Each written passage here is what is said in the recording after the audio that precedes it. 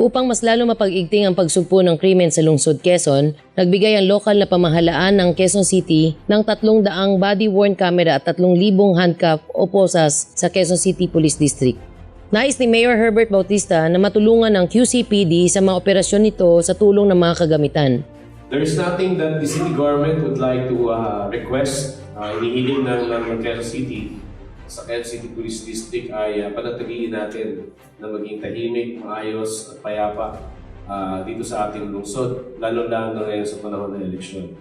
Nagpasalamat si QCPD District Director Chief Superintendent Joselito Esquivel Jr. sa pamumunuang lungsod sa mga donasyon. Noong Hunyo, naglabas ng panukala sa pamamagitan ng City Resolution 7468-2018 ng Konseho na naglalayong mag-supply ng 1,500 body-worn camera para sa QCPD.